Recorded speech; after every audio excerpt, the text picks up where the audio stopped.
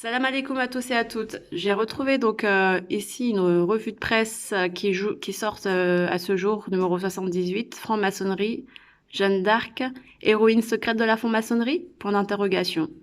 Donc ils ont leur revue de presse et dedans donc ils manipulent un peu les informations, l'histoire à leur sauce, ce qui est un peu dommage parce que le but c'est quand même de mettre lumière sur les gens.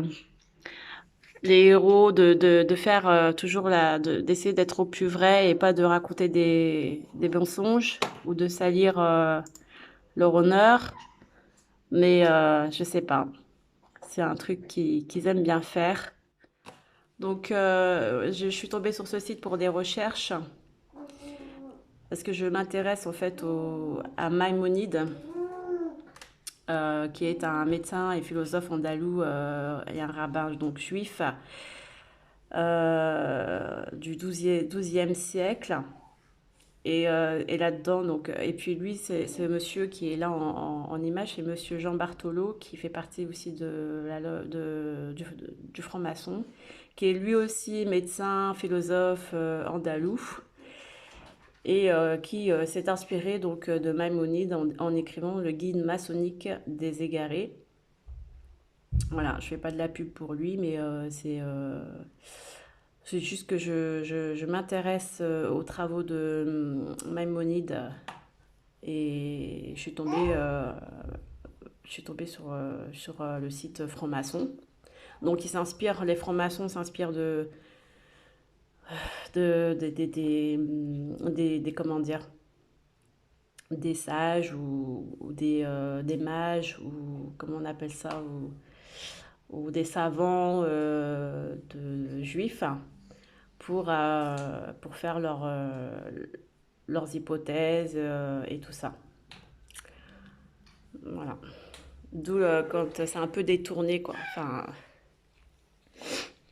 déjà à la base, les savants juifs se détournent du Coran, malheureusement, parce que déjà Maïmonide, c'est quelqu'un qui a étudié l'islam. Vous pouvez regarder son histoire, il a étudié l'islam, il connaissait aussi le Coran et tout.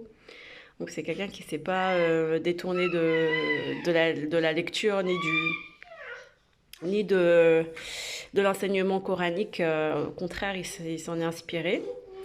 Et c'est pour ça que je ne sais pas du tout ce qu'il a écrit dans ce livre, le guide des égarés de Maïmonide. Je ne sais pas ce qu'il a écrit. Mais en tout cas, il y avait une partie que j'ai trouvée intéressante et que j'arrive plus à retrouver dans mes recherches. Mais Inch'Allah, je vais essayer de rechercher. Et c'est au niveau de la notion de korban, sacrifice. Et ça, c'est une notion qu'il a vraiment joliment expliquée. Et je m'intéresse à ce concept parce que lors de mon réveil initiatique il y a maintenant 4 ans, ouais, eh bien, je ne connaissais pas du tout des mots arabes. Je connais rien du tout. Même maintenant, je ne connais pas plus. Mais un petit peu plus. Mais je veux dire, il y a 4 ans, je parlais pas ni arabe. Je disais, même pour dire Alhamdulillah, j'avais du mal. Donc, et encore maintenant, le H, je ne le prononce pas très bien. Mais il m'est arrivé en vision et en insufflation le mot korban. Et j'ai regardé, j'ai cherché pendant des années. Et j'ai jamais